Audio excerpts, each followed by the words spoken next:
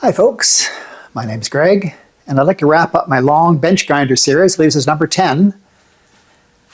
To finish up, I'd like to do three things. I want to show you the major differences that I've made from Phil Vandelay's design. I've been linking Phil Vandelay's excellent plans in all of my videos so far, and I encourage you to buy them. But I've made a few tweaks to his plans, as I'll explain here. And then I'd also like to show you what I would do differently if I was to do it all over again. Even though I made a bunch of improvements that I think are nice, there are some other things I'd still like to do even better. Learn from your mistakes. Now the third thing I'm going to do is a demonstration of all its various positions and permutations and some of my fixturing and so on to show how it works. Okay, so let's get on with it. I created this long list of items I want to discuss, but I'm obviously not going to talk about all of these. It would take too long, and it's just not that important. But I will upload this to the web and provide a link in the description below, and you can read it at your leisure. I just highlighted in bold here some of the things I really do want to talk about in this little talk before I get on to the demo. So I'm going to start off with the major changes, and the most obvious is that this is a 2x72 inch grinder, whereas Phil's in Europe, so obviously he built his metric, and so his is a 75 by 2000 millimeter, and that works out to about 3 inch by 79. So he's got a wider belt, 3 inch wide. That doesn't really make any difference to the geometry other than the wider wheels. But the 79 inch belt that he uses, and mine's only 72, so I had to find a way to lose basically 7 inches of run around here. So I did that in a number of ways. I used a smaller drive wheel. His is 7.5 inches of equivalent about, and this is only 6 1/4. My tensioner and platen wheels are about the same as his diameter-wise, but my platen wheels are about 1 inch closer together. The platen itself is about the same length as Phil's, as I have very little gap between my platen and my platen wheels, whereas he has quite a bit of gap. Then I shortened the distance between the drive wheel hub and the platen by about 2 inches, and that's 2 inches each way, so 4 inches overall, of course. Then finally, my tensioner arm is a little lower than Phil's. It's a little taller than mine, but the other way. I worked this all out in Fusion 360 with a sketch right on top of Phil's plans. And that just shows the sketch here. And I just kept experimenting with the dimensions and moving things around a little bit until I got it all worked out to 72 inches exactly. Now moving on to the next change, this tensioner arm in Phil's is mounted with a slot in the main plate and 2 bolts that hold it on, as shown in this diagram. And he has his gas strut permanently mounted to the plate, so his tensioner arm is under tension in the usual case. And then his lever arm pulls down on that to relieve tension when he wants to change the belt. Whereas in my design, my gas strut is mounted on this lever, so it relieves the pressure like that, and then I can apply pressure like this.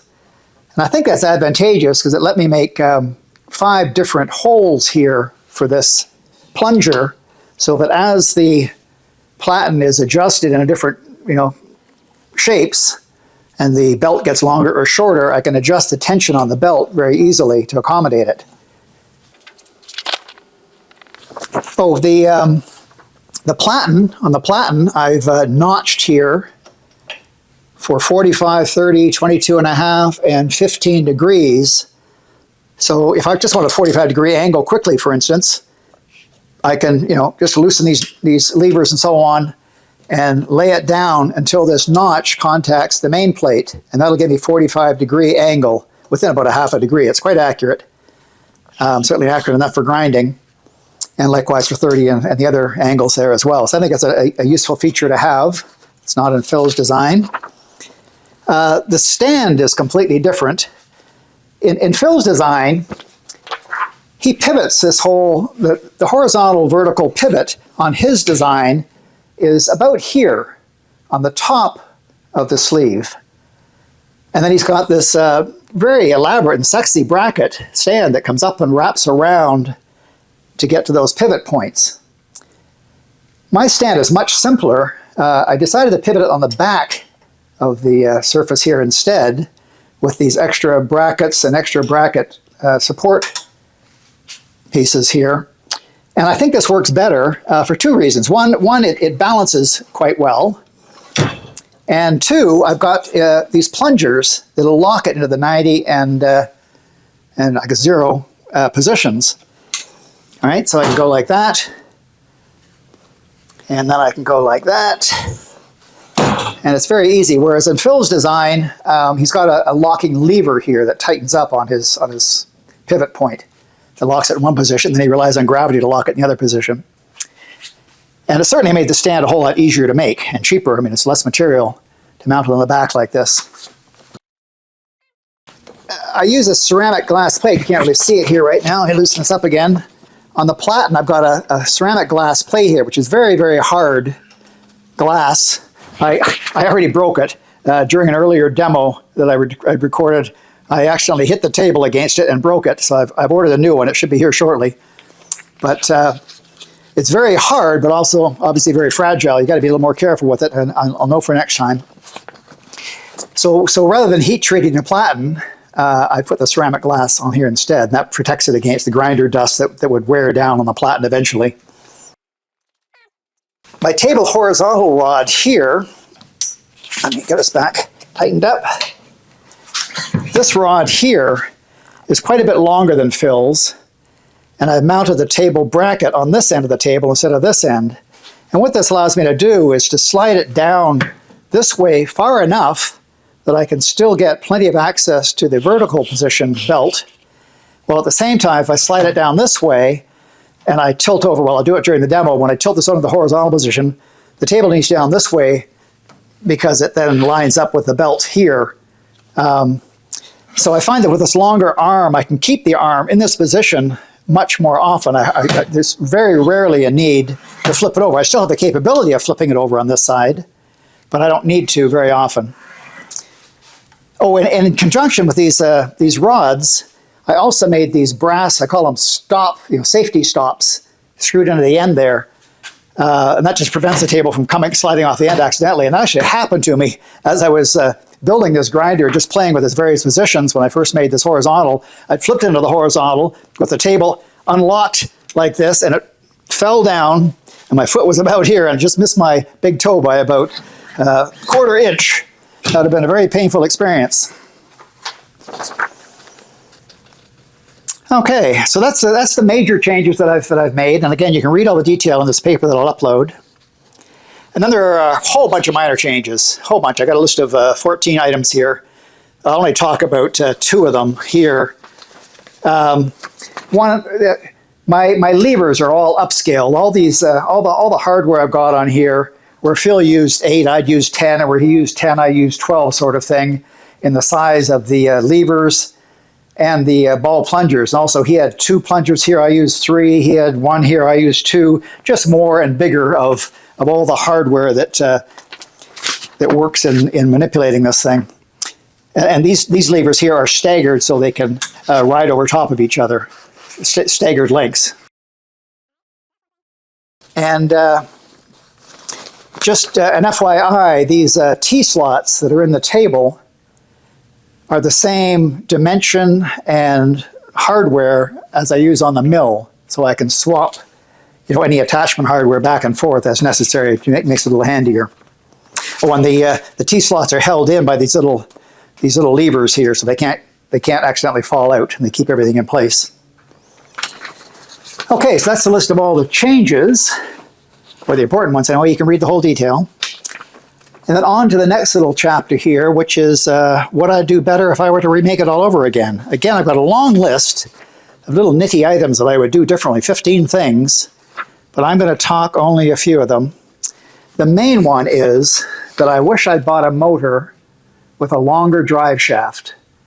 This drive shaft, I believe, is 2 inches, and it's available in 3 inches for like $10 more, and I wish I'd bought that longer drive shaft version, because you can see here on this wheel, even though it's pushed as close as it can be to the main plate, the drive shaft doesn't quite come out to the end of the hub. It's plenty secure, it's long enough, but really I wish it had come all the way out, and I'd like to move all these wheels out about a ½ inch more off the main plate. If everything was spaced out a ½ inch more, In one of these positions, when this belt is laid all the way down to its 15-degree position, like almost flat out here, this tensioner arm, as you're releasing the pressure on the belt to swing it out there, contacts the belt just about like that by about a ½ an inch. So if that wheel was out a ½ an inch more, you wouldn't have that interference. It's no big deal, and I hardly ever use that position anyway.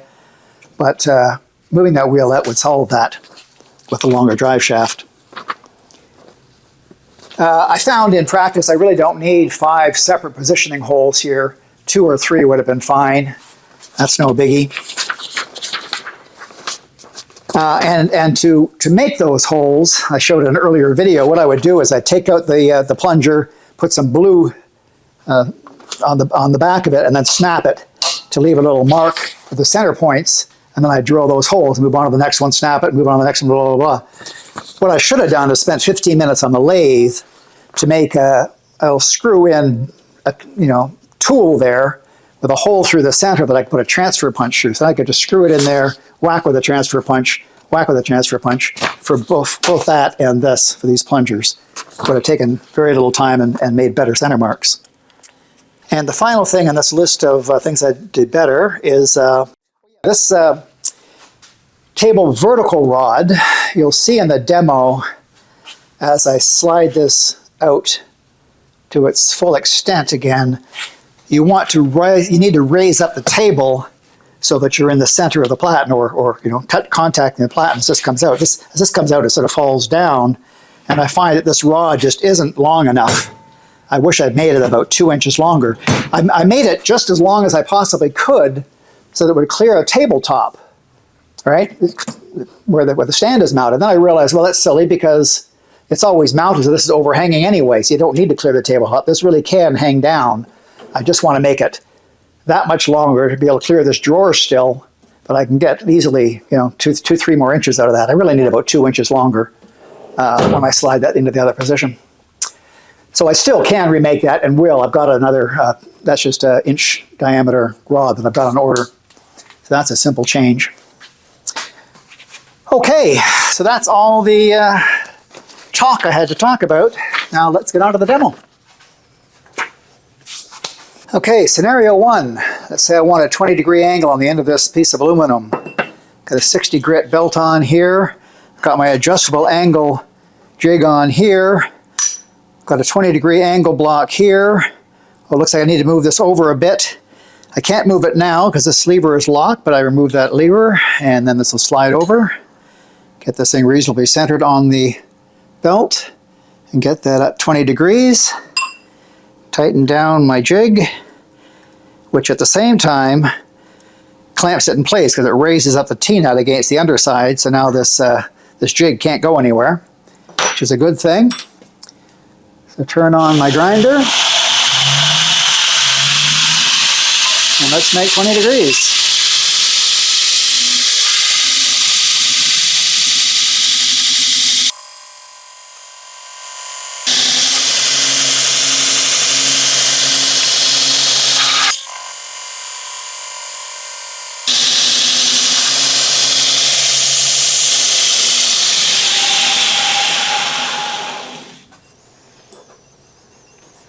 And how do I show that? Looks pretty good.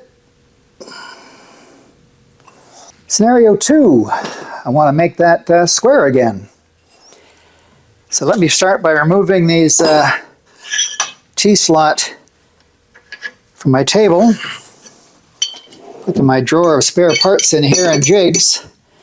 Then I have this square jig that I made in an earlier video. Right now I've just got a plain bar on the bottom, but I could swap it out for a T-slot as well if I wanted to slide it in and lock it. But it's not convenient just to drop it in. So there I go. It's already square to the table. So let's start the grinder up again. Oh, I also have the option, if I want, to clamp this. I can either go the outside surface or the inside surface. If I use the inside surface, it's very convenient. I could just clamp this on there, which makes it easier to hold on to and not burn myself.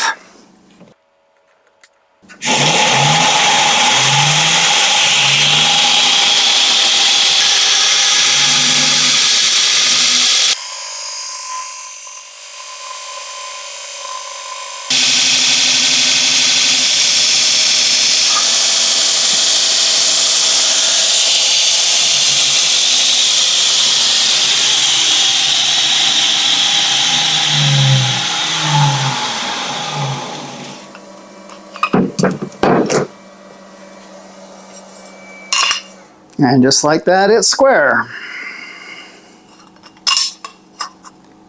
And just like that, it's square. Scenario 3, it's something I'll do quite often. Let's say I've got a piece of metal here with a hole in it. This has to be a 6mm hole, and I want to round over the end. It's something very typical you want to do. I could do this in the mill, but it's quite a lot of setup involved to do that. So much easier to do in the grinder here. I made this little jig in my last video about the Brava Jet hinges. I needed to round over a hinge, so I made this very simple thing out of an old scrap piece of T slot here. And I made a 3, 4, 5, 6, and 8mm. I'll also make an imperial version of this. But I've got various sizes here in millimeters. So I'll take out all the pins except for the 6. So there's a 6mm dowel left. I'll slide it into the slot, put my part on top. Should be a tight fit, it is. And first I'll freehand it, and when I get close to the necessary radius, then I'll tighten down the screw here to lock it in place to get to uniform rounding all over the whole part. So here we go.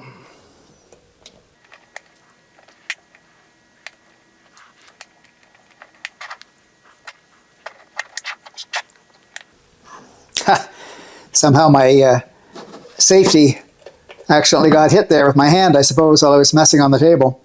So turn off the emergency stop. Turn on my grinder again. And there we go.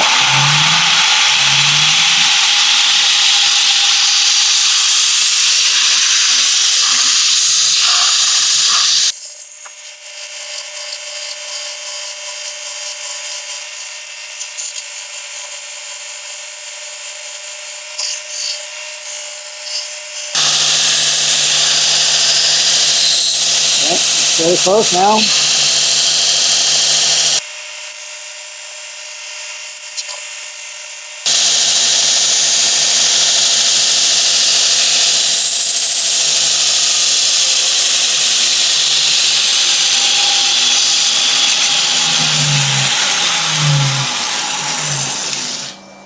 And there's a nicely rounded over part. And not bad finish for a 60 grit. Okay, scenario 4. I just can't make up my mind what angle I want on this thing. This time it's going to be a 45.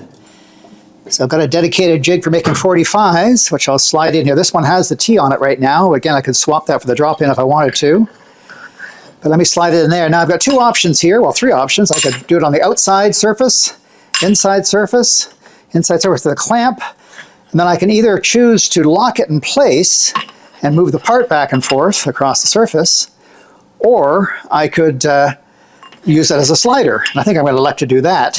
Leave this to move, and instead clamp my part onto here and move it into the workpiece, into the belt, like this. So let's turn the grinder on again.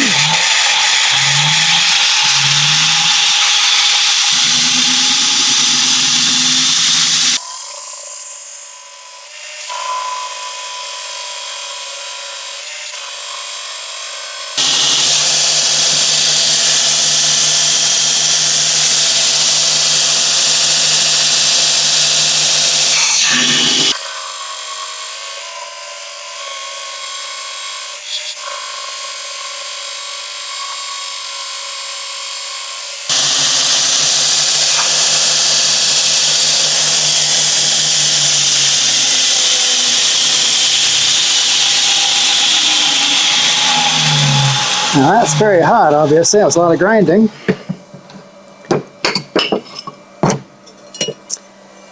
Well, hopefully I can show you a 45 here. I can figure out how to work this thing. Complicated tools, these. 45. Okay, scenario 5, just to put this into the horizontal position. The best thing to do as a matter of practice would be to move the table into the vertical position first, just so that when you turn this into horizontal, the table doesn't want to fall down the rod and hit you, although this stop, safety stop, will prevent that. And as you see, I need to raise the table up here now to get in the center of this belt. And I also need to slide it down to give me the full belt surface. And that's the reason for this extra long table arm here. And now I can tighten my clamping arms here to keep everything locked in place. And now I've got a big surface here across a big swath of belt to grind a big surface if you ever wanted that. I won't bother demoing that, but that's the capability of it. Hey, scenario 6, I just want to show you some of the tilt features here. So in order to get the tilt going, first thing to do is to lengthen the arm here, because as this tilts, you'll see it's going to come up closer to the table. So I'll lengthen that arm, remove some pressure off the belt, undo my main attachment arm sleeve here, which will let this thing slide out, and loosen my platen adjuster so it'll slide down. So let's say I wanted to go to 45, loosen some more pressure there. It just goes right into the notch there. There's 45 degrees. I can tighten up my platen. I can tighten up my main arm there. I can put my pressure back on the belt. Now in this case, I'm not going to go to the bottom hole. I'm going to go to the second from the bottom hole, which gives enough belt movement there. And I need to move this up a little bit to compensate for the belt being, or the platen being tilted. So let's see, I'll put it up there, and I can move this back in to suit. I've got the bottom of my table here ground at 45, so I can get nice and close. Tighten that up. And we have a 45-degree surface there. I might want to move my table down a bit more here to get some more area to lay parts on. And that's it, 45 degrees. And you can see it's very accurate, the 45 degree I already did on the fixed jig earlier. All right, cool. I won't bother demoing that, but I will show you the fully laid down position in just a moment. Okay, now I've got it in its fully laid out position here. I haven't tightened this lever up yet, the tensioning lever. I just wanted to show you that issue with the wheel. I wish I could move that wheel out a ½ an inch more, because here's where it contacts. This is in its loosened up position, but that shouldn't contact there. But as long as I put it into one of these holes, it's fine. Now I've got it tensioned and there's no interference with the arm there. So that's one small thing. Second is, as I pointed out earlier, my table arm here, my lifter arm, isn't long enough. I need about 2 more inches so I could lift this table up and then move it forward onto the flat part of the platen. So I'm going to do that as a little side project later on. But it's also kind of neat that in this position you have a parallel with the center of this wheel here. This is a 2-inch wheel. If you wanted to grind a 2-inch radius, that'd be a cool place to do it. And finally, in operation,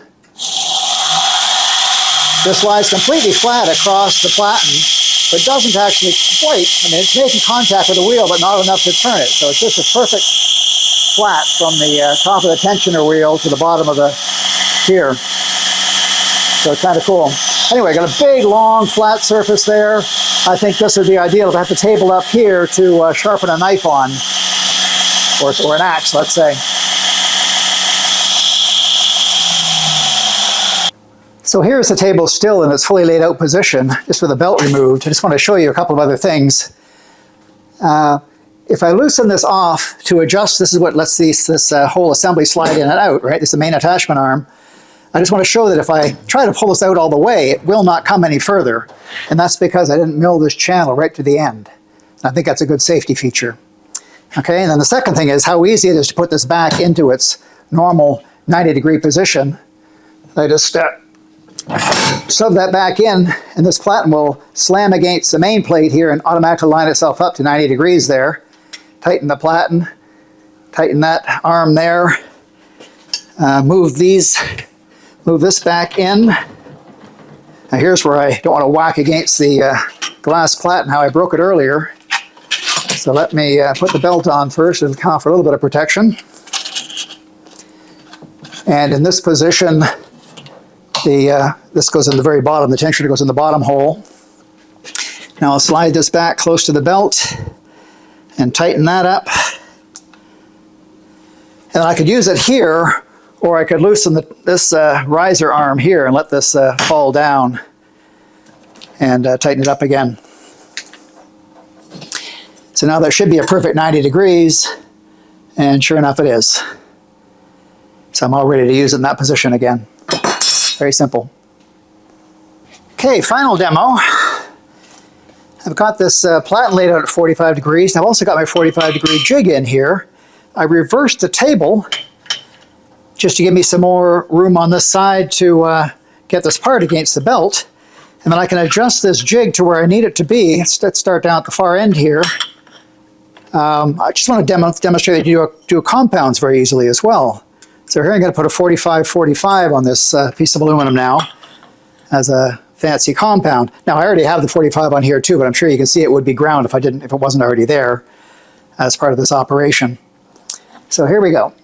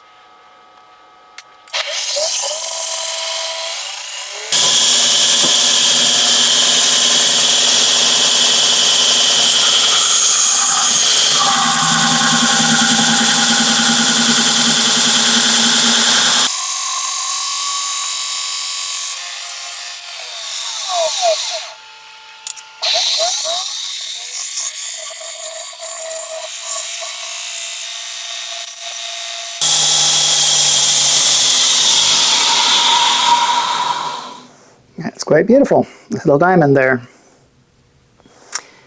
I had to move the jig over here just a little hair more so I could have extra room for my tip of the point there. And I also changed the belt into a 50 grit. That old 60 grit I had on there was really getting worn out. That did a nice job. So that finally wraps up this long belt grinder series, and I can get on with making something else. If you have any questions, please leave a comment below. As always, thanks for watching, and I hope you'll subscribe and visit again soon. Bye for now.